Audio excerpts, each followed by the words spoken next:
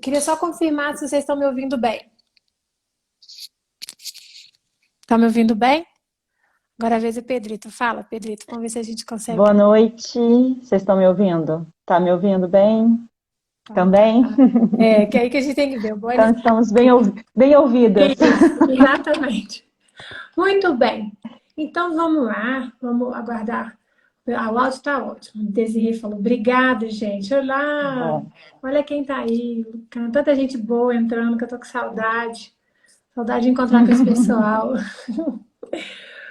Muito bem. temos que Pedrita, então marcar. temos que marcar o encontro. Se Deus quiser, nós vamos falar nisso. Para quem tem interesse, o Conups está aí, né?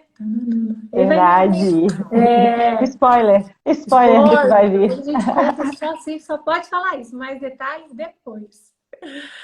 Muito bem. Queria te agradecer, a Pedrita, né? Que é a nossa professora. E do Neisme, além de tudo, minha colega, né? Que nós trabalhamos já há tantos anos juntas. E sempre é Nó, tão bom, é um tempo tão agradável trabalhar junto com você de verdade, porque é uma pessoa assim muito bom. muito alegre, disponível, qualquer pepino ela resolve. Ai, ai. E depois fica com frio na barriga. Exatamente. Muito bem, muito bem. Então vamos lá, Pedrita.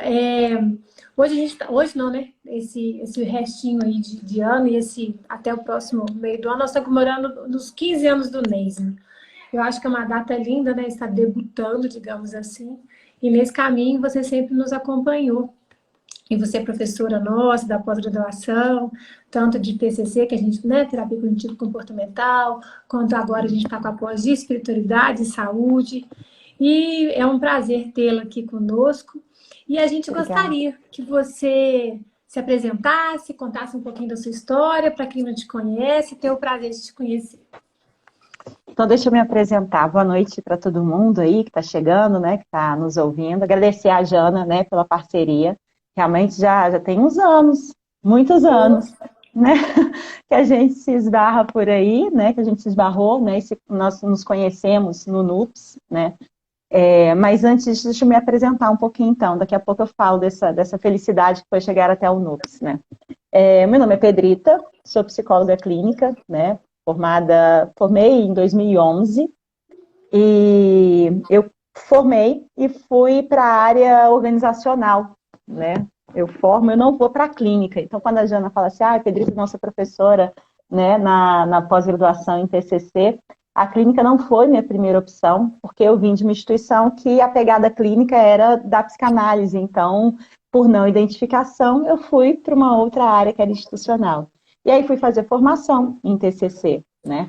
Então, depois que eu me formo, eu começo a trabalhar, vou para o mestrado, né? Tenho essa experiência de, no mestrado, então, conhecer o Núcleo de Estudos e Pesquisa em Espiritualidade e Saúde, que é o NUPS, que é um lugar, assim, de encontros, né? E é um lugar de aberturas de porta, em um lugar que eu não imaginei, né? Que pudesse nos dar tamanho conhecimento, né, e nos fazer pensar tanto a nossa prática, né, em psicologia. Por que pensar a nossa prática, né? Porque eu saio da faculdade sem saber, pegando um pouquinho do que é o NUPS na minha história, né, sem saber que eu poderia, né, e sem saber da importância que seria a gente pensar sobre a dimensão religiosa e espiritual na vida dos nossos pacientes, né, na relação dela com a psicologia.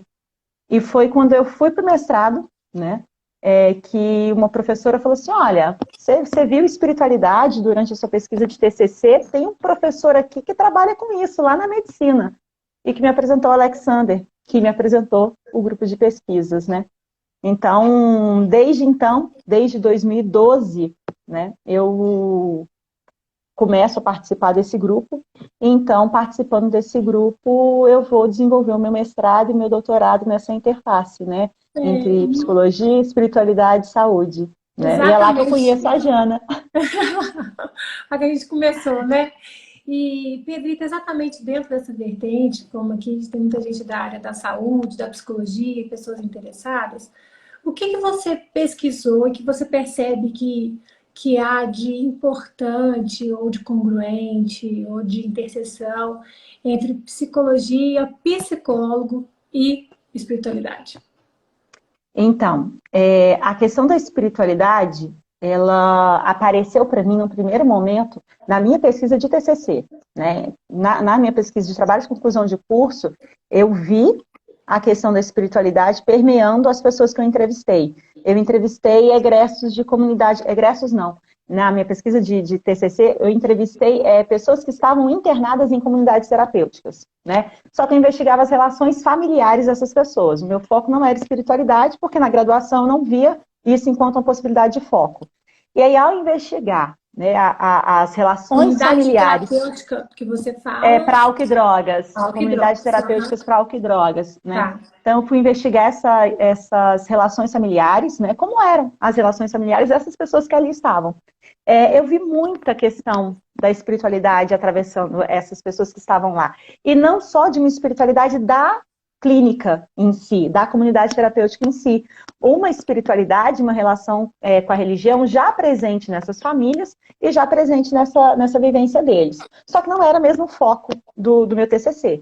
Então ficou como esses dados aqui ficam de lado, isso não vai aparecer agora, né? E aí quando eu entro no mestrado para fazer, eu queria uma pesquisa de álcool e drogas, mas eu não passo no processo seletivo para álcool e drogas, então eu passo para estudar o envelhecimento humano.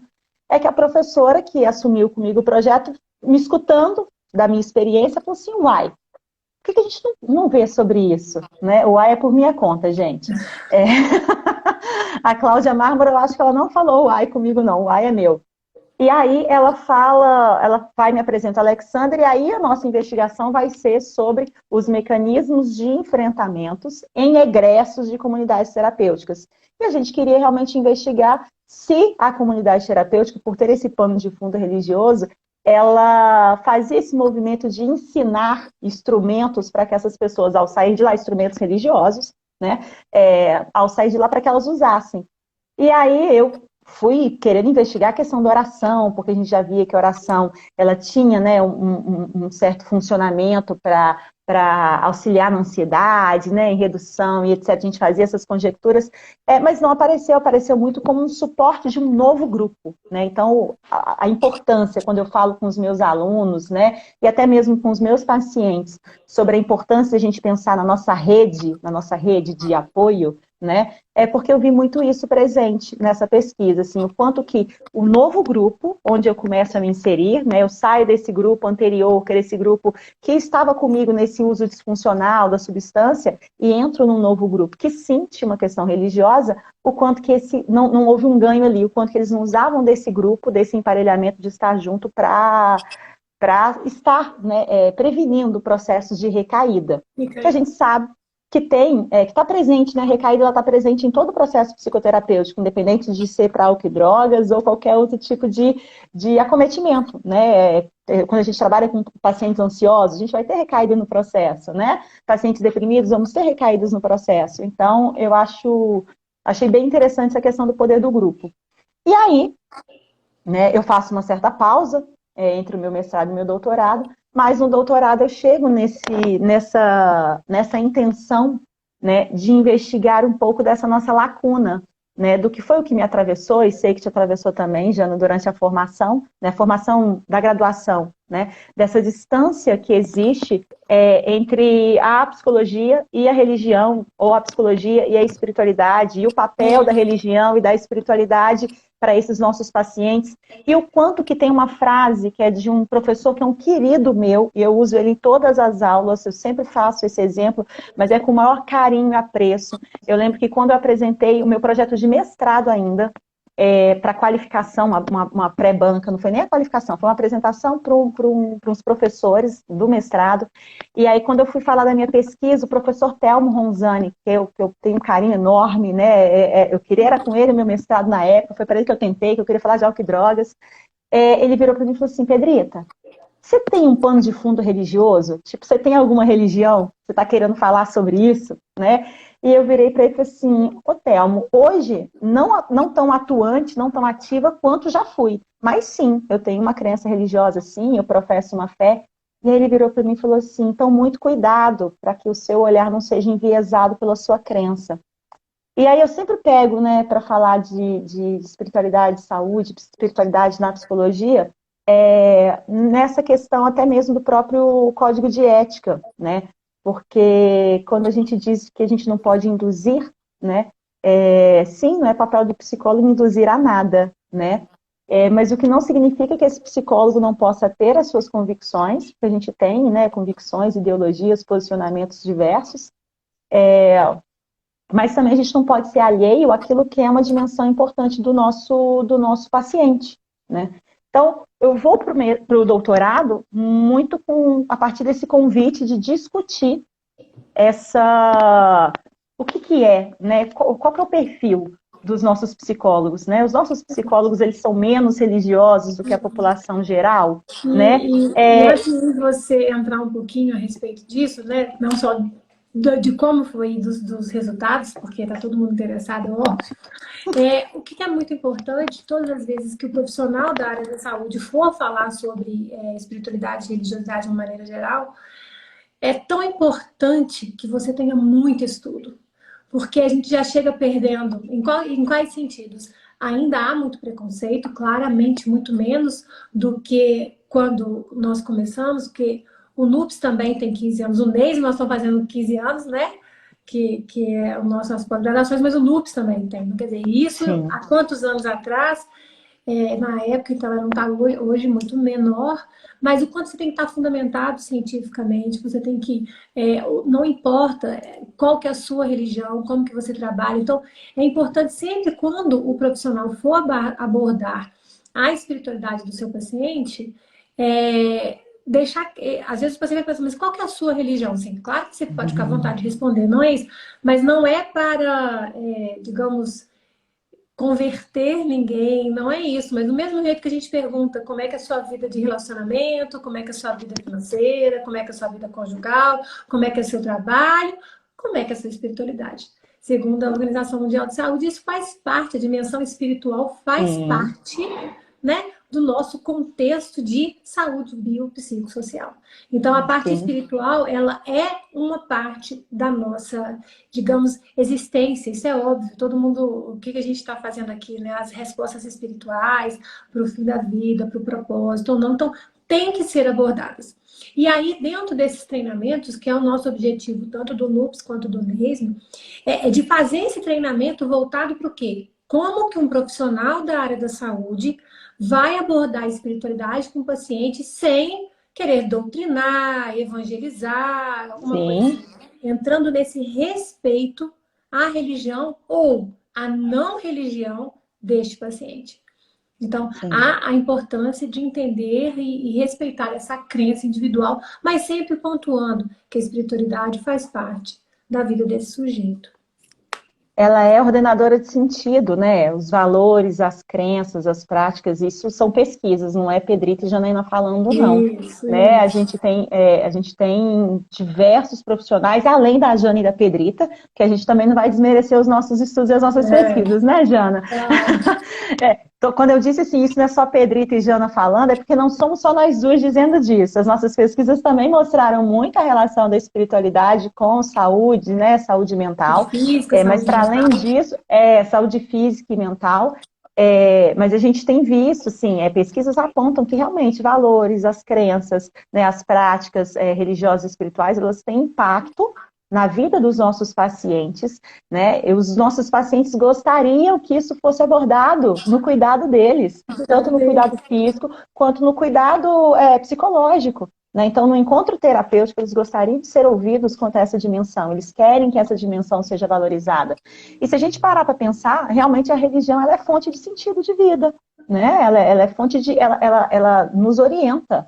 Né? Então, a gente faz muitas das nossas coisas, toma muitas das nossas decisões do dia a dia, né, com base nessa nossa crença religiosa, nessa nossa crença espiritual.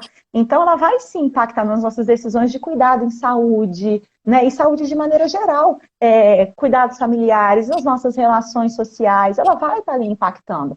Então, uma das coisas que eu sempre falo é, sim, a nossa preocupação enquanto NEISM, enquanto a proposta do curso, né? E a preocupação do NUPES enquanto divulgação da ciência.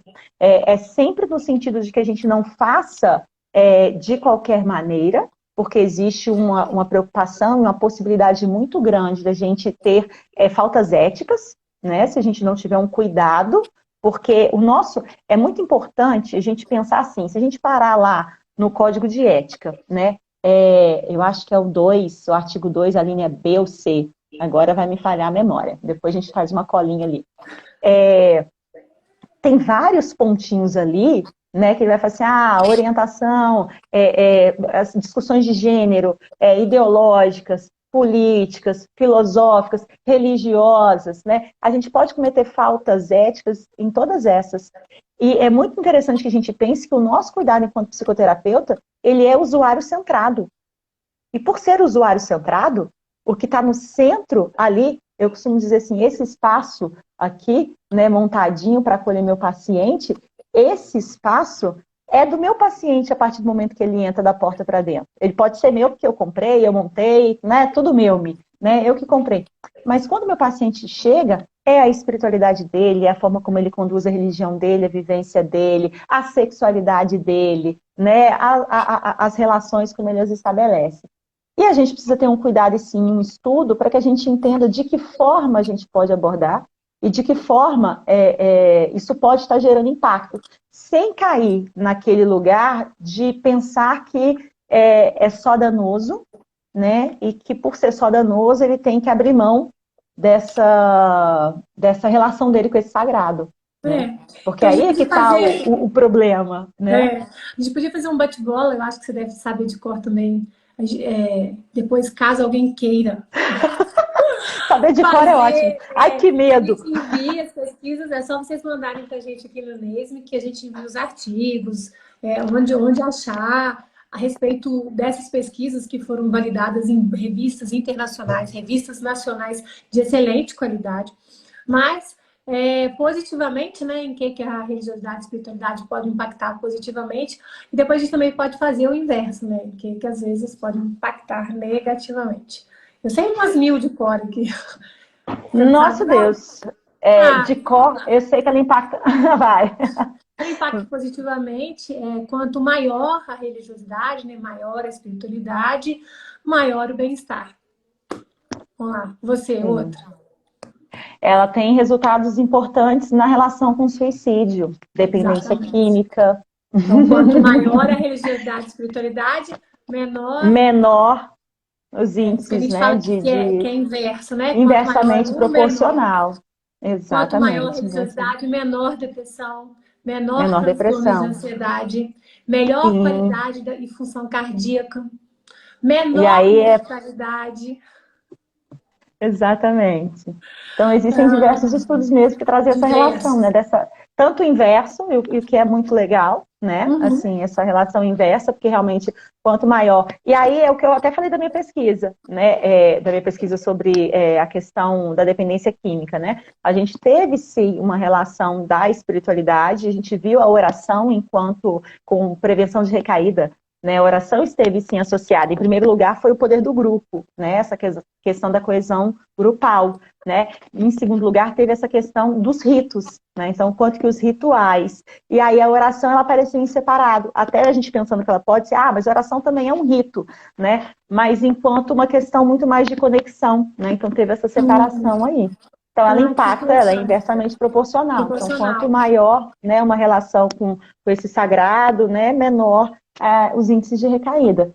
E álcool e drogas, aqui a nível de Brasil, são onde a gente tem os maiores resultados, né? Essa temática é onde a gente tem os maiores Tem os maiores resultados, né, do resultados, né? impacto. E esses impactos, às vezes, para quem está pensando, eles podem vir por conta das religiosidades organizacionais, que a gente fala, que é esse acesso ao grupo, onde as pessoas se unem em prol de alguma coisa, e pode ter religiosidade intrínseca mesmo, quanto eu me conecto com a minha espiritualidade, e isso pode me trazer menor ansiedade, mais esperança, com isso menores quadros depressivos. Isso tudo, gente, Sim. obviamente tem que estudar profundamente a pesquisa, o que foi, mas de uma maneira geral. Agora, também nem tudo são flores, né? Em algumas pesquisas, a religiosidade e a espiritualidade pode impactar negativamente quando às vezes as pessoas ficam com raiva de Deus em alguma perda de um ente querido, alguma coisa ruim acontece. Quando elas colocam muita responsabilidade. Ah, eu rezei e pedi tanto e Deus não me deu. Então, tudo Sim. isso pode impactar negativamente, mas aí tem várias outras explicações de que forma a pessoa está lidando com a religiosidade e a espiritualidade de uma maneira madura, saudável. Bem, mas É o que a isso gente são. chama de coping, né? O coping, É, que é o enfrentamento, né? O coping religioso. O Pargman é esse autor que vai fazer essa extrapolação do coping para o coping religioso, né? Para o coping religioso espiritual. Ele vai falar que existe o coping positivo e o coping negativo. O coping positivo enquanto esse lugar de trabalhar em colaboração, né? De entender o propósito, às vezes, que o coping é para situações em que a gente está enfrentando alguma adversidade, né? Então, a gente usa enfrentamento, né? Então, eu estou enfrentando o quê, né? Mas sim, que em alguns momentos os pacientes eles podem ter uma utilização e enfrentamento mais negativo, né? E aqui, Jana, é onde eu sempre costumo dizer com os alunos na aula, que se eu sou esse profissional de saúde, que acredito muito mais que a relação que o meu paciente estabelece com essa religião ou com esse sagrado é adoecedora, ainda mais ali eu preciso dar ouvido para essa relação, sim, né? Porque eu acredito assim que é onde eu comecei falando lá no início da minha formação, né? De ser distanciada dessa questão religiosa também, de não ter visto isso na graduação, acaba que eu perco uma dimensão que vai me mostrar relações desse meu paciente, né? Com o próprio processo de adoecimento, com os próprios recursos que ele tem. Então, assim, e aí durante a minha graduação, se eu não aprendo, né? Se eu não vejo realmente estudos que me mostrem como fazer, que me mostrem a importância de trazer esse conhecimento para a prática clínica, né? Essa dimensão para o cuidado, eu estou negligenciando, às vezes, sim, um aspecto que pode estar sendo para o paciente conflitivo, né? Às vezes, vai bater esses valores que ele aprendeu ao longo da vida, vai sim poder, em algum momento, estar sendo mal interpretado por ele mesmo, né? Porque a gente viu, eu lembro sempre de um exemplo do Pargman, que ele fala de uma paciente em processo depressivo, que tinha sofrido, né, que ela tinha feito um aborto, e aí o quanto que ela se sentia imperdoável por Deus, e tinha se afastado. Olha que interessante a gente pensar até cognitivamente falando, né, pegando um pouquinho da parte nossa clínica, né? O quanto que nessa hora ela acaba se afastando daquilo que é valoroso para ela, que era essa relação que ela tinha até então com o transcendente, porque ela se sente imperdoável por esse sagrado. E aí, quando o Pargament vai fazer a intervenção e eles vão buscar junto essa informação dentro do sistema de crenças da paciente, descobre que não, que ela tinha um recurso, né, para que ela pudesse regressar a esse sagrado que era, né, importante para ela. Então, quanto que é interessante a gente pensar, porque às vezes esse processo de adoecimento do nosso paciente, ou esse conflito que ele está passando ali mesmo, religioso e espiritual, o quanto que a gente não pode nessa hora auxiliá-lo nessa leitura da própria crença. E não é nessa hora fazer essa conversão. Né? Não é trazê-lo para o porque não, porque isso não é o papel nosso. Esse papel aí é o papel dos líderes religiosos e espirituais. O psicólogo está ali para acolher, né, essa religiosidade desse paciente e entender como ela ordena esse sentido para ele. Né? Exatamente. E aí você estava falando sobre a sua pesquisa, e o que você colheu com relação à A religiosidade nós, espiritualidade, a nós, né, aos a psicólogos. nós psicólogos. Então, tô até com a minha colinha aqui para não falar besteira, ó. Tem uma Isso. coisa que eu acho muito legal, tô com a minha pesquisa aberta aqui do lado, né? Uma das coisas que eu achei mais interessante, né, foi que a gente tem nós somos menos religiosos que a população em geral, que esse foi um primeiro dado, né? A gente se preocupou, e quando eu falo a gente é porque a gente nunca pesquisa sozinho, né? Eu tive um orientador, Alexander, né? E a gente tem todo um grupo de pesquisa que a gente vai discutindo os nossos achados e discutindo a nossa pesquisa. Então, é nosso, né? O dado é nosso, E né? você E sabe, é a gente... você saberia extrapolar esses dados com relação a outros profissionais da área da saúde? Ou você só sabe esses Então, dados hoje sobre psicologia, assim, você teria? a gente tem dos psicólogos e dos psiquiatras, que foi onde estava a minha revisão, né? Minha revisão foi em cima dos psiquiatras. Mas teve alguns médicos de família que apareceram também na minha revisão, mas foi onde eu não... E tem os dados na minha pesquisa depois, né? A gente pode deixar o link também em algum espaço aí, divulgar, né? Porque aí vocês podem acessar essas demais pesquisas. Mas, assim, em linhas gerais, né, os profissionais de saúde, eles são menos religiosos do que a população geral. Então, a gente já tem isso, a gente já tem uma distância, isso, a maioria das pesquisas traz que os profissionais de saúde e da saúde mental, que foi onde eu foquei, eles são menos religiosos que a população geral. Mas ainda assim, dentro desse grupo, né, eles ainda têm uma religiosidade até que alta, né, assim, tanto de afiliação. Olha só, na minha pesquisa, eu tive que 67% diziam, né, que a religião era importante, né? Quantos por cento? 67% dos profissionais entrevistados. E a gente entrevistou 4.300 profissionais. Né? Então, foi uma amostra grande, significativa, né? Bem distribuída Brasil afora, e 67%. Só que sim, na população geral, de acordo com o censo de 2010, né, que foi o nosso último censo divulgado, a gente está tendo um censo acontecendo agora, né? A gente tem que a população geral atesta a importância da religião 83%. Então, a gente atesta menos a importância da religião, mas a gente meio que ficou até que admirado com 63%. 67%. Né? E aí, o que é muito interessante, a importância da religião. Né? Já a importância da espiritualidade, 71%. Então, a gente tem aí já um aumento. Né? Que é essa distinção de religião, enquanto essa estrutura mais organizada de crenças, e espiritualidade, que é essa relação com esse algo que me transcende, né? Que às vezes a gente não consegue nem dar nome a, mas que a gente, de certa forma, se relaciona. Né? Então, tem essa diferença aí de 4%, né? Então aumenta a relação dos profissionais da psicologia com a importância da espiritualidade. A gente tem uma predominância, né, de católicos, né? Então nós somos 35% católicos, 21%, e aqui está uma grande diferença entre os profissionais da psicologia, a gente tem uma diferença muito grande da população geral, que 21% é espírita ou espiritualista, e na população geral isso é só 3%. Nossa, então a gente tem um monte de... é 7 vezes mais. 7 vezes mais. Nossa, muita diferença. E são bem menos protestantes evangélicos, enquanto na população geral a gente tem 28%, né? Entre os psicólogos a gente tem apenas 13%.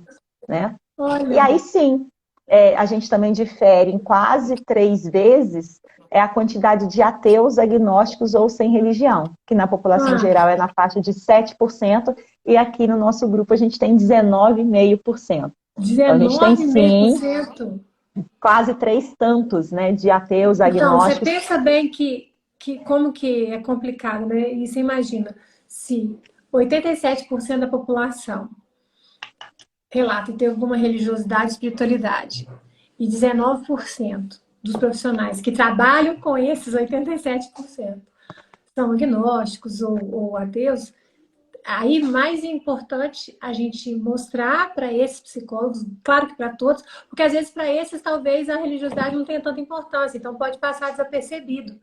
Mas lembrando sempre que a gente tem que se preocupar com o paciente, não é com a gente. Exatamente, Jana. E aqui está um outro ponto que eu fico batendo na tecla, quem for aluno que estiver aí assistindo vai saber disso, né? Que fica até, nossa, a Pedrita sempre fala sobre isso, né? É usuário centrado. Né? Então, o nosso cuidado é usuário centrado. Mas sim, se eu não vejo na graduação falar de espiritualidade, falar de religiosidade, falar de religião, ou quando eu vejo no sentido de desvalorizar, porque isso acontece também, de colocar como algo que adoece, eu corro o risco, sim, de fazer uma prática clínica que não leve em consideração uma dimensão, e aqui vale muito, muito o negrito nessa minha fala agora para dar bastante ênfase, uma dimensão que pode ser relevante para o paciente, porque não significa que vai ser. Pode ser que para o paciente não seja relevante. E está tudo bem. Tá tudo bem. Né? Ou pode ser que naquele momento o paciente não queira falar sobre isso também. E está tudo bem.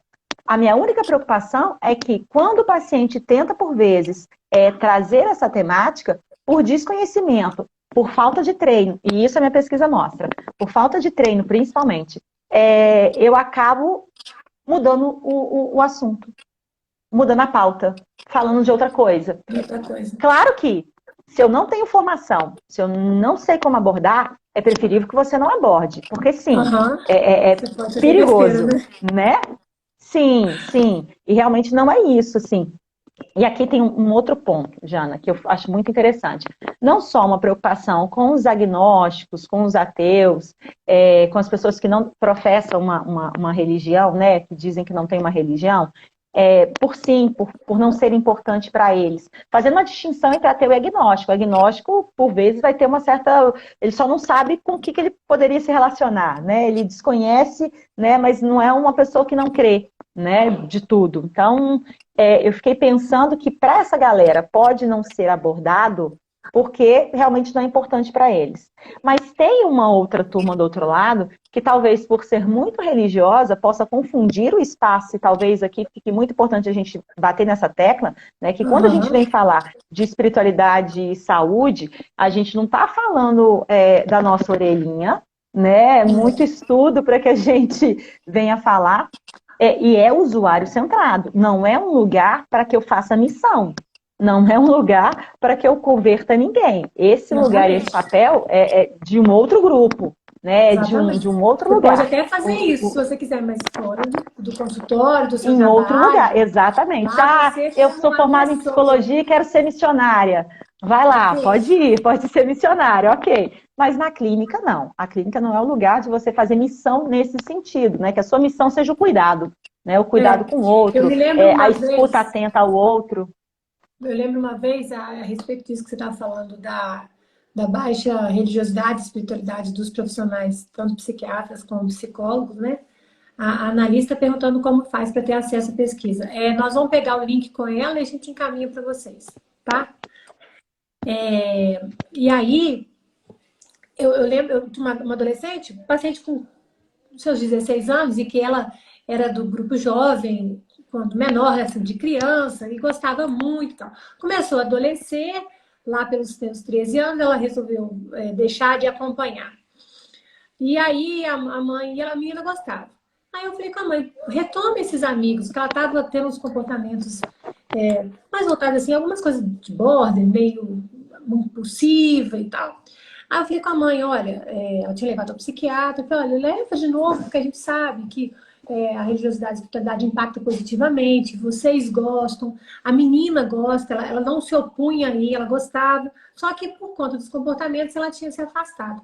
Você tenta retomar, porque isso de repente pode ajudá-la e tal.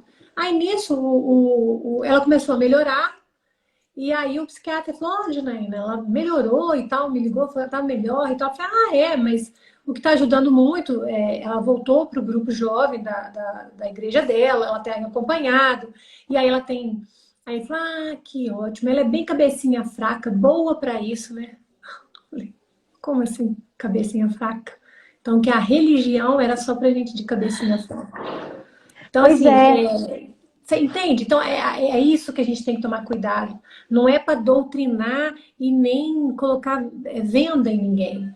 É simplesmente, foi feita uma pesquisa, que eu até coloquei essa na minha dissertação também, onde foram avaliados as maiores religiões, né, de uma maneira geral, e os grandes pensadores, os grandes humanizadores de grandes virtudes. Gandhi, Dalai Lama, Mao Tse Tung, Buda, Alcorão, Bíblia, né, Jesus Cristo e tal. E aí, depois desse levantamento, com mais de 3.200 cartas, artigos, bíblias históricos e tal, o que foi percebido? Que existem, de todas essas religiões e essas filosofias, de todas elas, 6 virtudes humanas que são as mesmas. Eles falam a mesma coisa.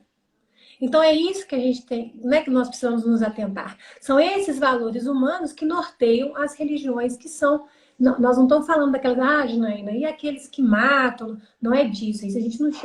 são religiões, mas não são espiritualizadas no sentido de... Elas são muito mais focadas no poder e no mando do que no que seria uma religião no sentido de fazer bem ao outro, né? Então, claro que tem os que são positivos, os que são negativos, mas de uma maneira geral, a gente olhar em que está impactando positivamente ou negativamente aquela religião na vida da pessoa.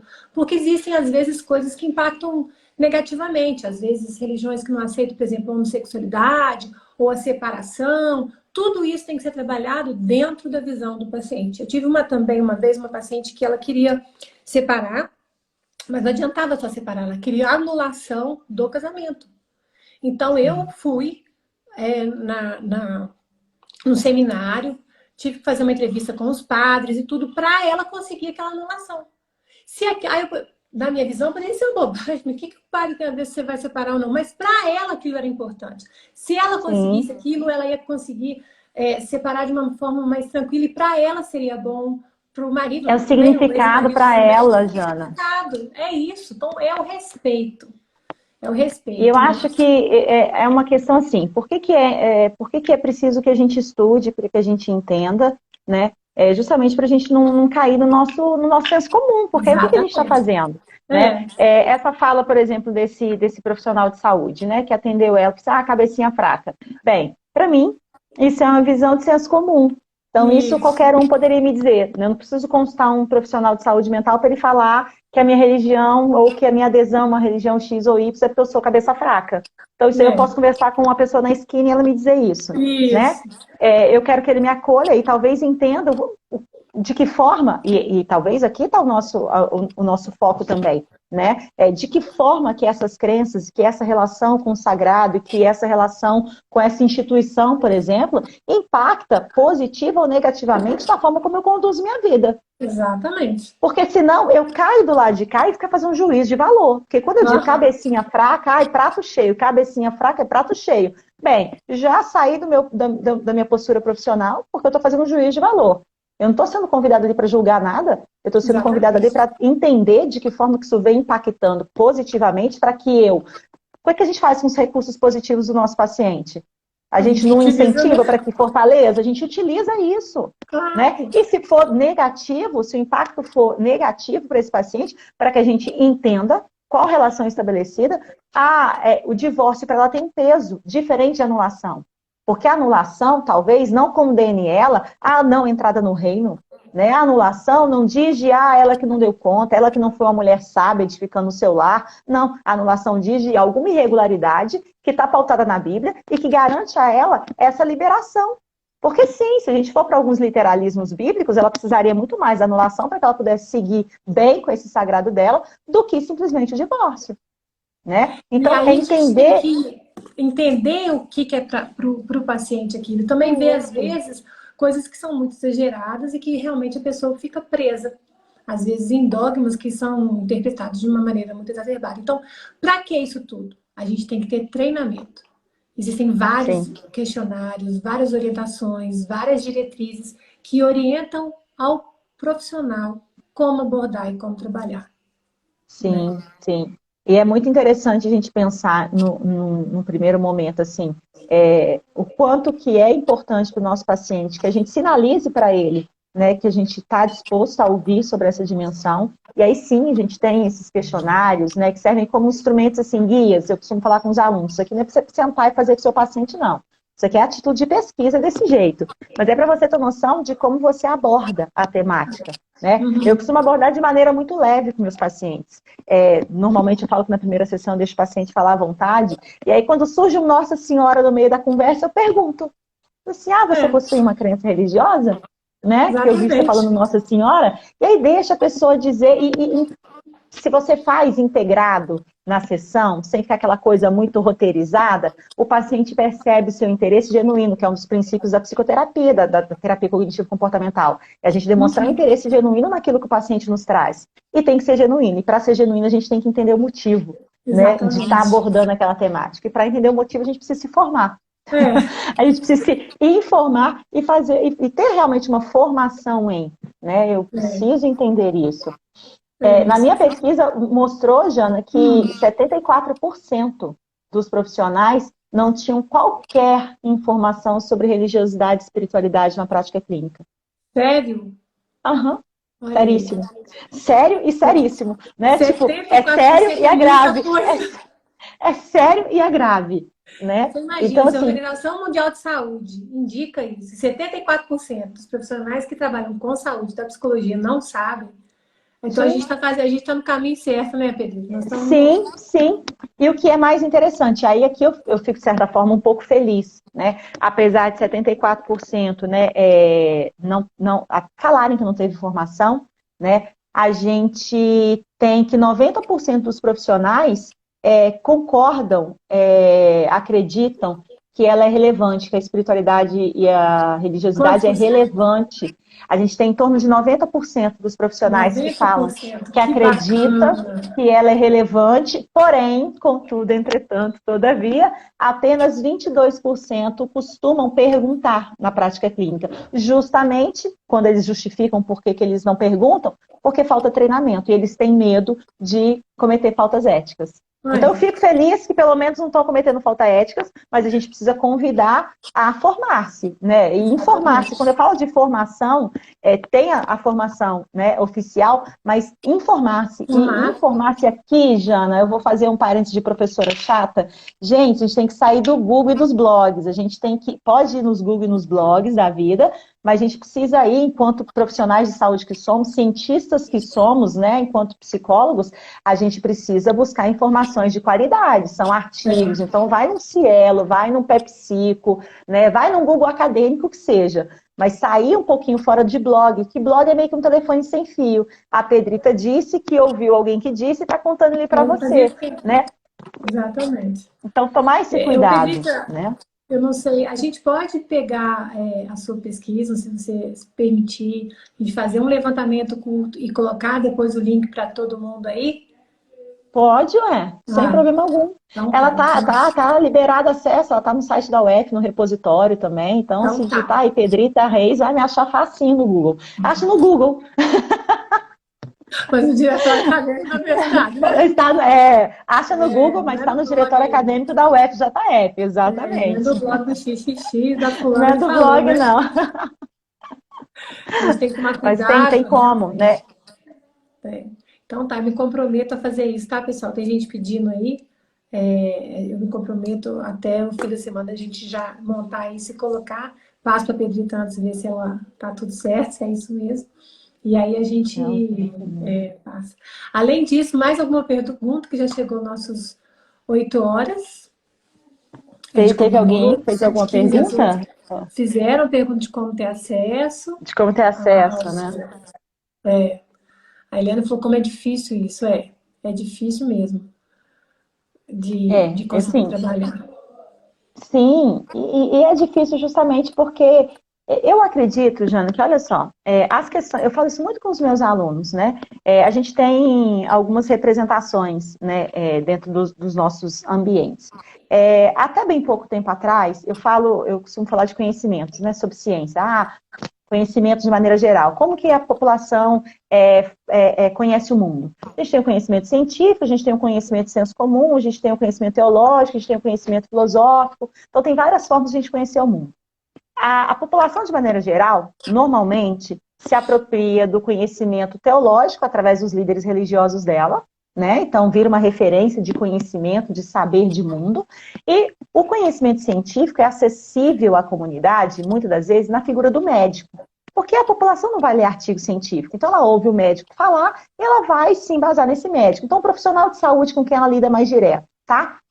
Até bem pouco tempo atrás, a gente tinha tanto para psicologia, tanto para medicina, quanto até hoje para algumas religiões, a questão de gênero, enquanto algo do pecado e da doença. E a ciência vai mudando e vai entrando novas informações, né? Então, assim, a gente precisa se atualizar. Então, a gente precisa, enquanto profissionais de saúde, saber como a gente vai estar abordando e acolhendo essas informações. No início não foi mais custoso para a gente entender como a gente ia assentar isso tudo, até para que a gente ajudasse o nosso paciente, auxiliasse o nosso paciente. Eu acredito que a espiritualidade e a religiosidade também é muito dessa sensação. Vem um desconhecido, vem esse povo falando que os pacientes querem falar sobre isso, mas eu não sei como. Então, estudando sobre. E eu falo com os meus alunos da graduação, se vocês acham que 5 anos, ufa, formei, a interjeição está completamente equivocada. É I, não é ufa, é I. E agora, o que vai ser, né? É o I, formei. E a gente continua estudando para o resto da vida. Né? Tá aí a Jana que não me deixa mentir, tô aqui eu que não vou deixar ninguém enganado, né? Então, a gente precisa estudar e se atualizar, né?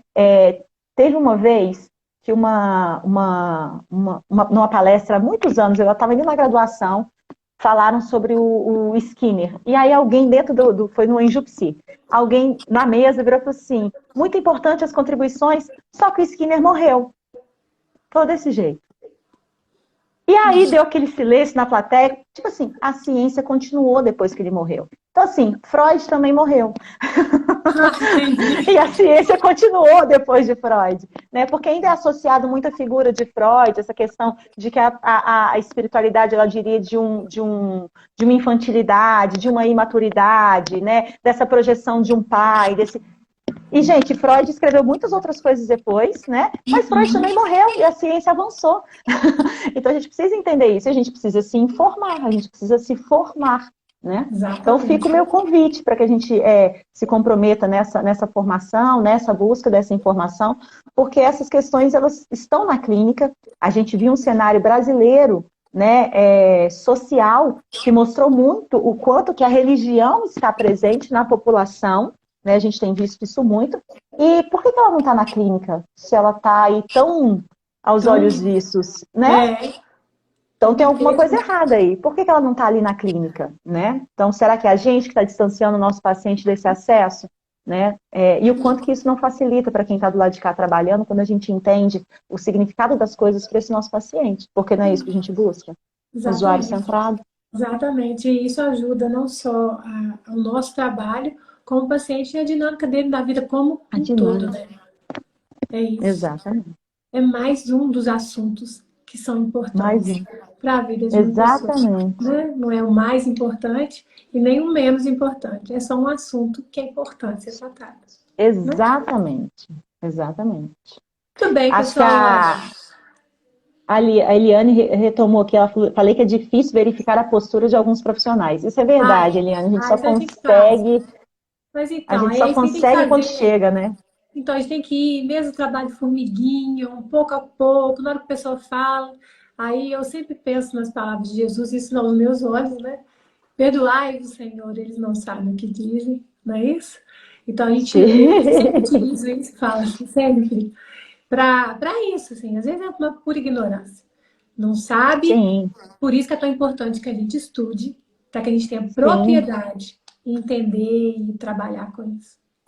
E quando você diz a ignorância no sentido de ignorar mesmo, né? Porque se a gente não se atualizar enquanto formação, a gente vai ficar mesmo ignorante algumas atualizações mesmo, né? Então, muito bem.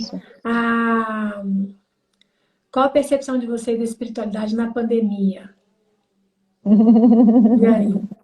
Então, eu acredito que o momento da pandemia, e aí eu vou dizer do que eu vi na minha prática clínica, tá? E aí não é da minha experiência com pesquisa nem nada, é um recorte do que foi, para mim, a minha relação com a clínica.